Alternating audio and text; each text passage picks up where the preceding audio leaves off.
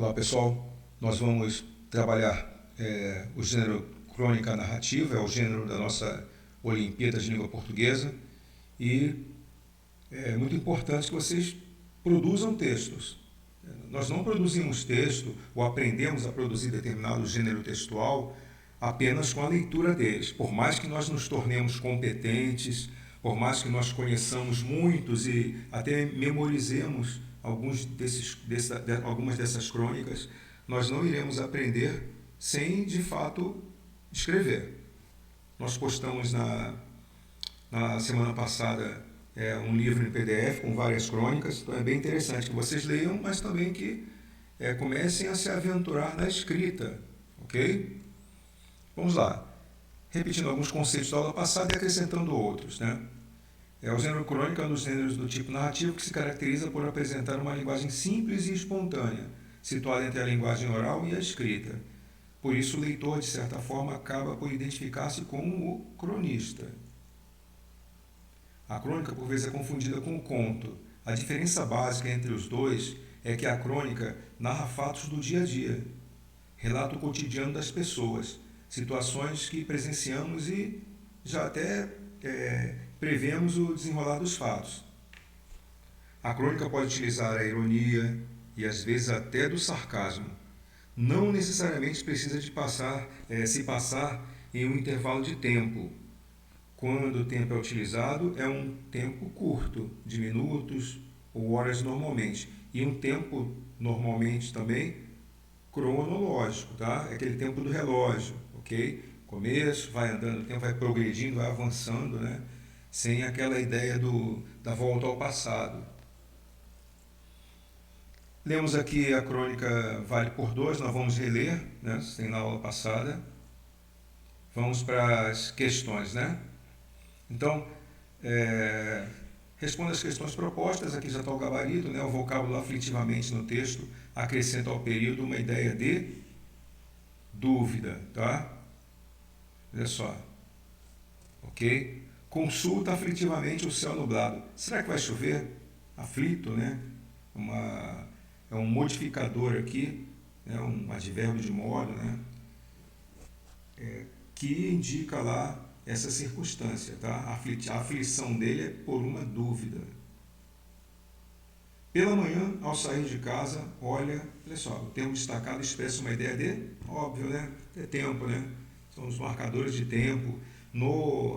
Num texto narrativo, é muito comum se utilizar esses marcadores, essa forma de fazer as ligações entre as partes do texto, de fazer uma coesão, né, sequencial. Ele avança no tempo e vai dizendo, em seguida, pela manhã, à noite, ao sair de casa. Olha só. Então, aqui no caso, pela manhã. Então, o autor, o cronista, ou quem produz um texto narrativo, vai colocar esses elementos para mostrar o avanço do tempo. Justifica o título da crônica, vale por dois, a partir do conflito estabelecido pelo narrador. Bom, a indecisão humana é o conflito da história. A personagem fica sempre entre duas situações difíceis de decidir. Estará fazendo frio ou calor? O céu nublado, será que vai chover? Ou de ônibus ou de táxi? Entre outras situações, né? Então, esse vale por dois aqui estabelece, né, ou mostra para nós quanto indeciso é o homem, né? As pessoas aqui, colocando o homem no sentido de ser humano, ok? Vamos lá, pessoal. Então, agora a nossa proposta de produção textual. Imagine a seguinte situação. Uma pessoa sai de casa numa quarta-feira pela manhã para ir ao trabalho. Não poderia perder o ônibus, pois chegaria atrasado ou atrasada. Você vai criar uma personagem, você vai estabelecer se é um homem ou uma mulher, né? Pela terceira vez naquela semana. Ok? Então, terceira vez na semana. Mas quando procura a carteira para entrar no ônibus, percebe que havia esquecido sobre a mesa da cozinha. O que acontece após esse conflito? Então, aqui já existe aqui uma trama, né? Você percebe aqui, uma pessoa sai de casa, vamos dizer que seja um rapaz, uma moça, né, ou um homem adulto, bem adulto, uma mulher, estava indo para o trabalho, ali não pode perder, porque senão vai chegar atrasado pela terceira vez na semana. Quer dizer, é muito provável que possa até ser demitido ou demitida. O que acontece após esse conflito? Produz uma crônica narrada em primeira pessoa com um clímax e um desfecho surpreendente. Pessoal, para trabalhar uma ideia como essa, não é tão simples assim, né? Eu encontrei um amigo no ônibus, pediu para pagar a passagem que daria o dinheiro no dia seguinte. Pronto, você não criou um texto narrativo, você não criou uma crônica, ok? Então você tem que criar uma situação tal em que a personagem bolhe uma ideia, estabeleça uma ideia para que haja um conflito com uma certa duração. Né? O texto crônico é um texto curto, mas é preciso que haja esse conflito com uma certa duração e que chegue a um elemento clímax, né? O clímax da história, que é aquele ponto de alta tensão, da mais alta tensão no texto, ok? Que no caso aqui seria o que o conflito? Aqui da personagem é não chegar atrasado ao trabalho, pela terceira vez na semana, ok? E aí você coloca um desfecho surpreendente. Há muita coisa que você pode criar.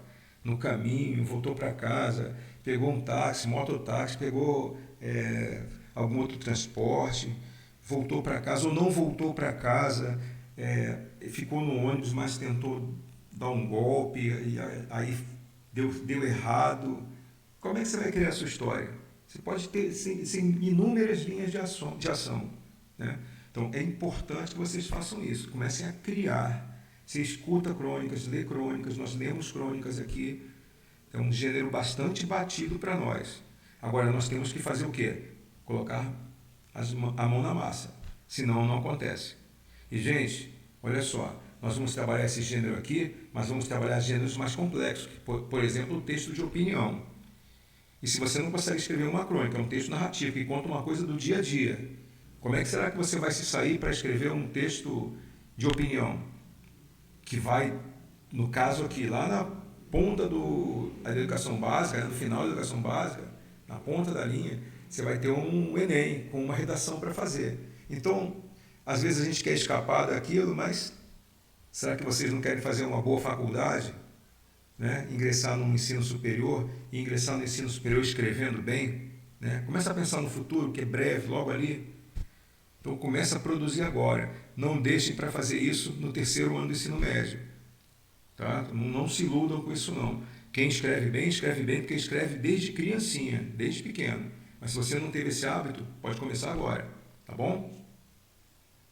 Então, lembre-se dos elementos do texto narrativo. Narrador, personagem, espaço, tempo e enredo.